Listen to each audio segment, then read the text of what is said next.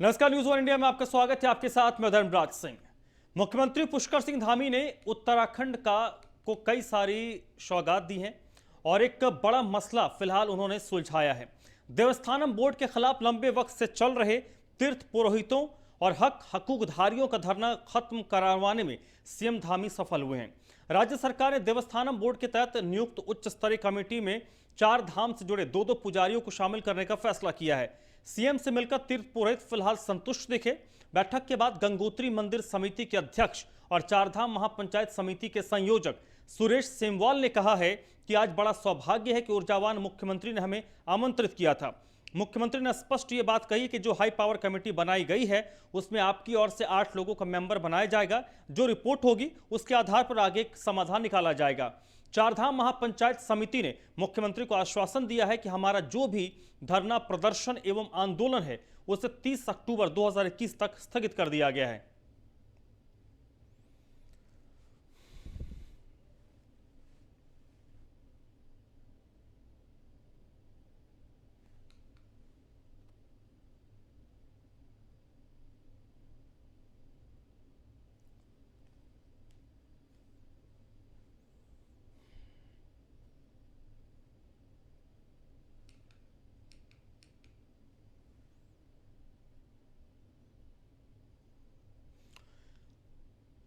उत्तराखंड के मुख्यमंत्री पुष्कर सिंह धामी के लिए देवस्थानम बोर्ड में चल रहा आंदोलन एक बड़ी चुनौती थी और आज इस बड़ी चुनौती को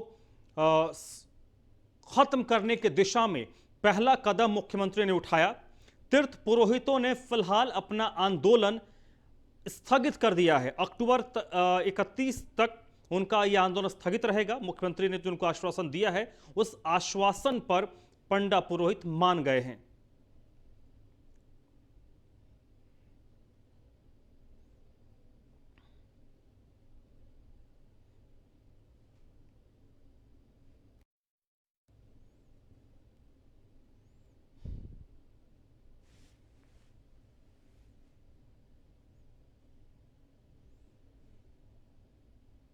देखिए, पिछले 22 महीनों से चारों धामों के तीर्थ पुरोहित और इन मंदिरों से जुड़े हकूकधारी आंदोलनरत थे, लेकिन सरकार ने पहली बार गतिरोध तोड़ते हुए दोनों पक्षों के बीच में आज संवाद कायम हुआ है। सरकार की पहल पे ही चारों धामों के तीर्थ पुरोहित आज उनके सरकारी आवास पे मिले और उन्होंने हमें आश्वासन दिया है कि आप चारों धामों में चल रहा जो ये आंदोलन है, अनशन है, धरना प्रदर्शन है, आप इसको स्थगित कीजिए।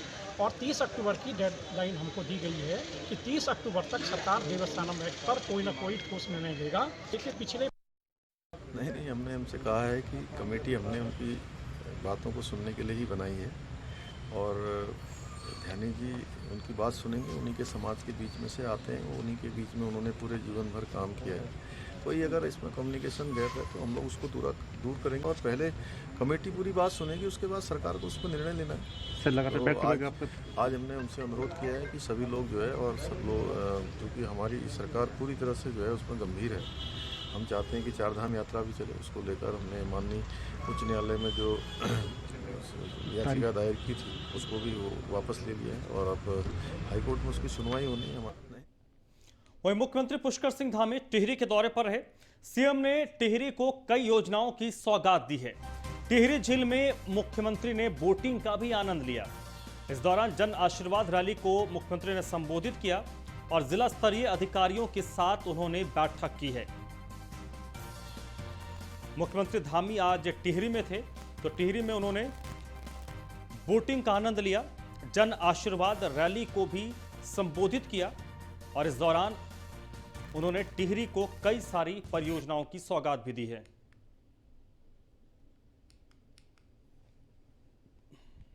काम किया है। कोई अगर इसमें कम्युनिकेशन गैप है तो हम लोग उसको दूर करेंगे। और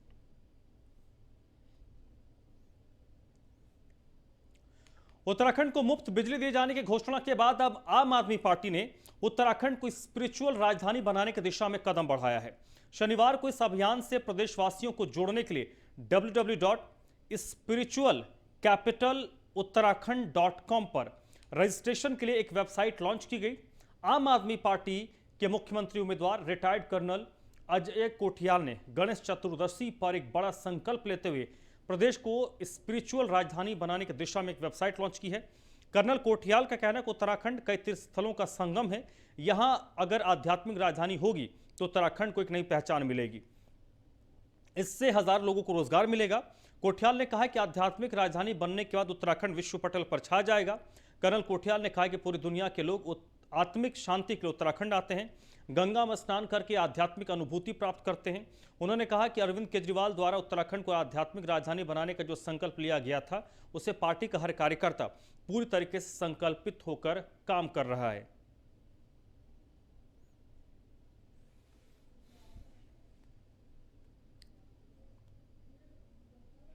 देखो, यहाँ पे जो आध्यात्मिक राजधानी हम बोल रहे हैं, क्योंकि यहाँ पे वो सारे एस्पेक्ट जमीन पे एग्जिस्ट करते हैं, जो कि एक अगर तरीके से उसको एक शेप दे दी जाए, उसका एक लॉ बना दिया जाए, नियम बना दिया जाए, तो वो ना श्रद्धालुओं के लिए भी, उत्तराखंड के लिए भी और उत्तराखंड की जनता के लिए भी वो एक अच्छा इंटरनेशनल एनवायरनमेंट में एक मैसेज देने का तरीका हो जाएगा और यहाँ पे रोजगार भी बढ़ेगा।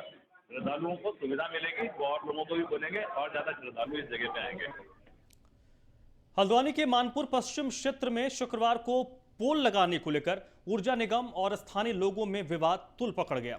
बिजली अफसरों से नाराज कैबिनेट मंत्री बंशीधर भगत रात करीब 10:30 बजे क्षेत्रवासियों के साथ धरने पर बैठ गए। भगत ने ऊर्जा निगम के अधिकारियों पर लापरवाही का आरोप लगाते हुए उन्हें जमकर फटकार लगाई।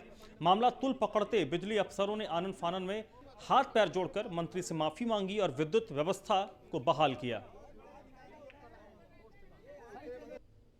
गांव की लाइट कटी है, मैं गांव वालों के साथ हूँ। ये कोई क्षेत्र में नहीं आए, पार्षद ने जब कहा कोई भी नहीं आ रहे हैं, तब मैं यहाँ आया, तब ये सब आए हैं। तो ये किसकी लापरवाही आपको महसूस हो रही है? विभाग की लापरवाही है। देखिए, भारतीय जनता पार्टी के नेताओं को ड्रामेबाजी करने में मज़ा आता है, इसे जनता का ध्यान भटकाए रहते हैं। अगर मैं माननीय मंत्री जी मानपुर पश्चिम के बिजली की पोल शिफ्टिंग की समस्या थी, अगर उनके कहने में अगर वो नहीं हो रहा है तो उनको सरकार में बना रहने का कोई हक ही नहीं है। उनको तुरंत मुख्यमंत्री को इस्तीफा देना चाहिए, तो उसके बाद धरने पे जाना चाहिए। तो हल्द्वानी में विद्युत विभाग के खिलाफ खुद मंत्री बंशीधर भगत धरने पर बैठ गए और मंत्री के धरने पर बैठने की जानकारी जैसे ही ऊर्जा विभाग के अधिकारियों को मिली, उनके हाथ पैर फूल गए। आनन फानन में विद्युत विभाग के तमाम बड़े अधिकारी मौके पर पहुंचे। मंत्री जी से बात की गई, मंत्री को समझाया गया और जो समस्या थी उस समस्या का निराकरण किया गया। तब जाकर मंत्री बंशीधर भगत इस धरने पर उससे उठे हैं। लेकिन यह एक गंभीर मसला भी बनता है कि कई बार शिकायत के बावजूद समस्या का समाधान विभाग ने नहीं किया, तब जाकर मंत्री को धरने पर बैठना पड़ा।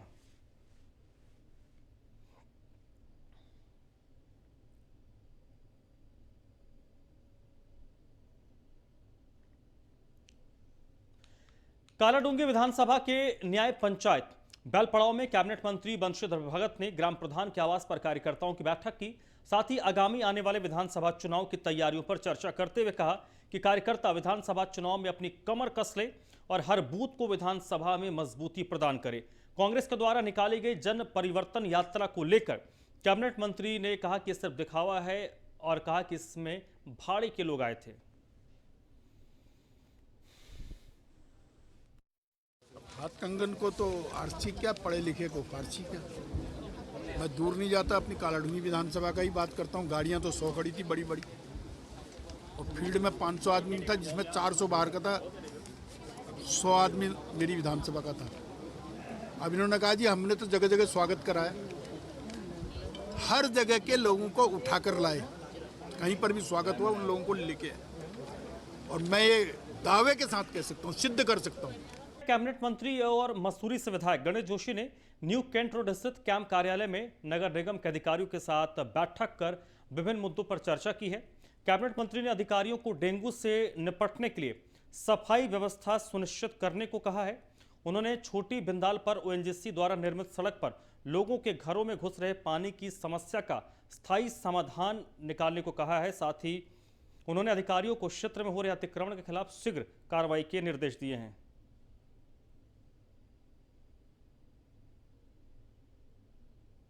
आज एमएनए नगर निगम व स्वास्थ्य अधिकारी नगर निगम को मैंने अपने आवास पर बुलाया था, जिस प्रकार से डेंगू के केसेस आने शुरू हो गए हैं, जिस पर चर्चा हुई कि प्रॉपर जो है प्लॉगिंग वगैरह होती रहे, और साथ ही जो मुख्य विषय है कि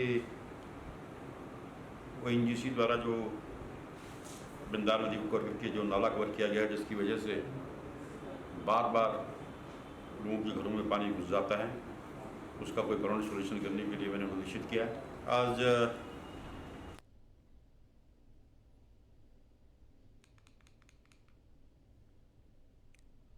ऋषिकेश के प्रतीत नगर में लोगों की समस्याओं को सुनने के लिए शिविर लगाया गया, जिसका उद्घाटन विधानसभा के अध्यक्ष प्रेमचंद अग्रवाल ने किया।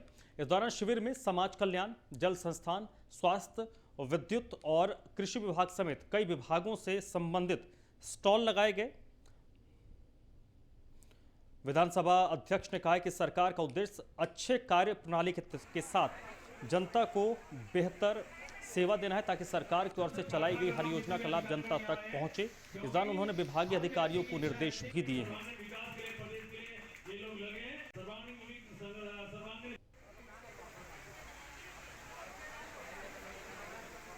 इसी कारण से जनता यहाँ से अपनी बात कह के अपनी समस्या रख के ये जो है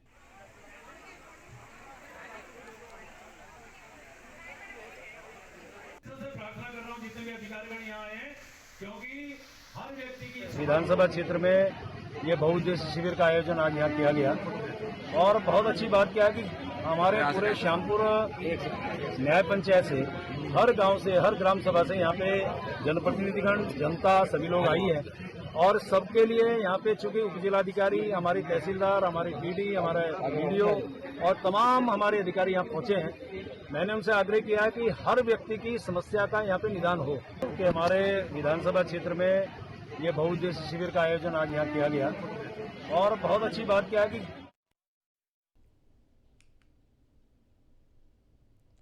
देहरादून के नए कप्तान जन्मजय खंडूरी शुक्रवार की रात घोड़े पर सवार होकर सड़क पर निकले।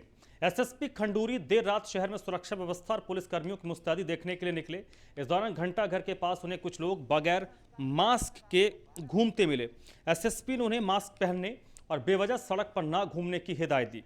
देर रात बिना वजह शराब पीकर वाहन चलाने वाले युवकों की भी SSP ने जमकर फटकार लगाई।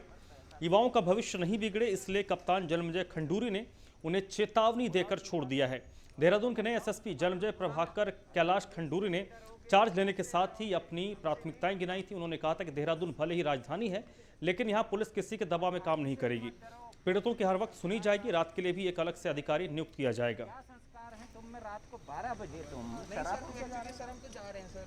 नहीं जाओगे नहीं तुम, तुम्हारे फादर को हम बुलाएंगे और उनको बताएंगे कि ये तुम्हारा यहाँ पर पैसा भी खींच रहे हैं, नहीं सर ये कर रहे हैं, ठीक है। बुलाओ चीता को और इनको बैठाओ, इनके फादर को बुलाना। अगर पुलिस से नहीं डरोगे तो किससे डरोगे? हमसे नहीं डरना, खाकी से डरना, ठीक है। और खाकी से भी मत डरो, कम से कम संस्कार लाओ अपने। हमारे अंदर है क्या संस्कार है? ऊर्जा मंत्री हरक सिंह रावत के विधानसभा क्षेत्र कोटद्वार में सड़कों की हालत जर्जर है। खुद ऊर्जा मंत्री हरक सिंह रावत इस बात को स्वीकार कर रहे हैं। वहीं कुछ सड़कों को हरक सिंह हॉट मिक्स हो चुका बता रहे हैं, जबकि स्थानीय लोगों ने उनके दावे पर सवाल खड़े किए हैं।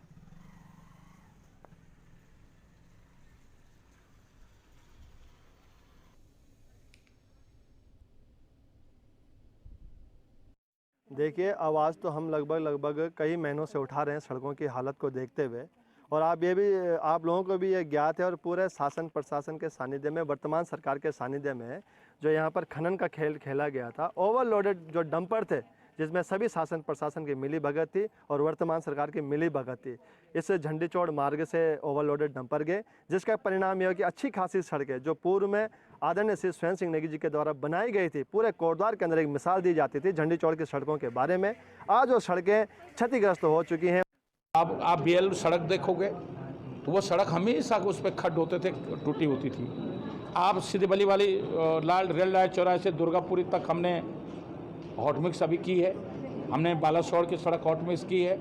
आप सने की सड़क अगर आप देखेंगे जो हॉट मिक्स की है, तो जो सड़कें हम कर चुके हैं और कुछ सड़कें जो बची हुई हैं उसको हम अभी करेंगे, क्योंकि कोटद्वार में विकास इतना तेज़ी के साथ हो रहा है कि जैसे ही हम इस साल 10, 15, 20, 50 सड़कों को सीसी मार्ग में बदलते हैं, तब तक कुछ नई बस्तियां बस जाती हैं, नए मोहल्ले बस जाते हैं और फिर सड़कों की डिमांड बढ़ जाती है और फिर 5-7 साल में जो पुरानी सड़कें हैं वो टूट जाती हैं।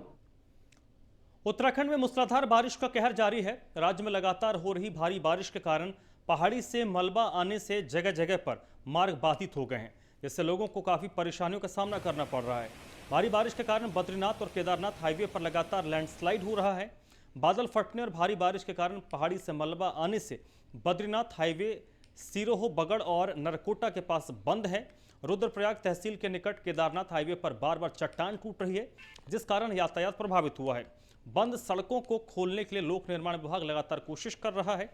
रुद्रप्रयाग में लगातार हो रही बारिश के कारण गाड़ गदेरे उफान पर हैं, जिस कारण पानी का संकट भी गहरा रहा है।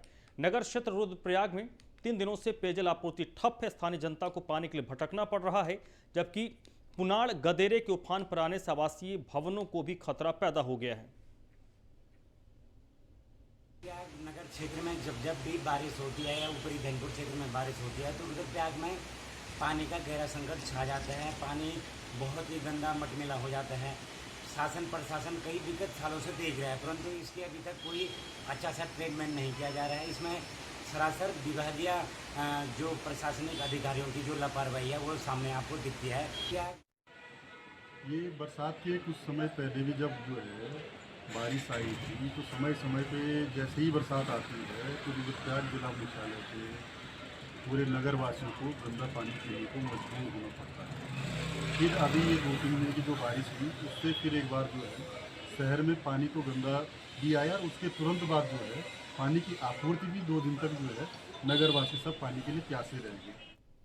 लालकुआं में दिव्यांग समिति के अध्यक्ष शंकर लाल अपनी दर्जनों मांगों को लेकर पानी की टंकी पर चढ़ गए और सरकार से जल्द अपनी मांगों को पूरा करने की मांग की है। शंकर लाल ने कहा कि दिव्यांग लोगों को प्रमोशन के आधार पर कोटा दिया जाए और सभी दिव्यांगों को सरकार पेंशन दे।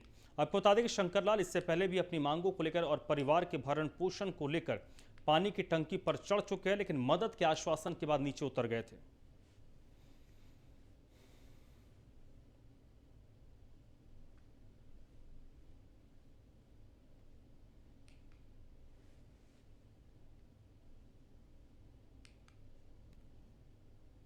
मैं विगत 15 वर्ष संघर्ष कर रहा हूं।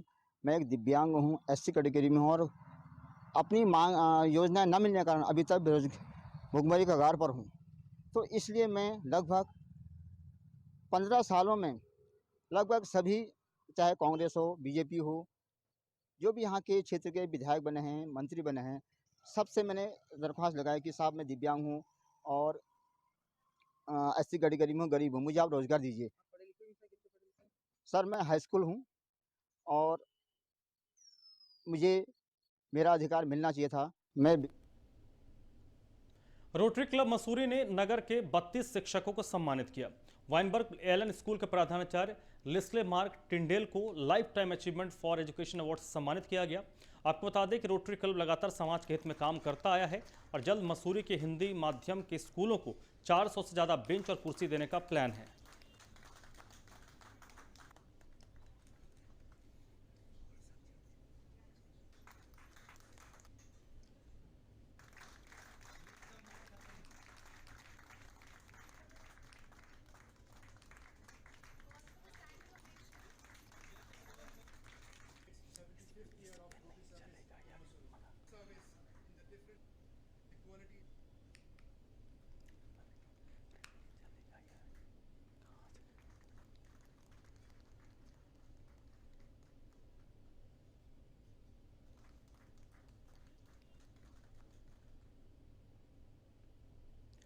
और अब देखिए फटाफट अंदाज में उत्तराखंड की खबरें।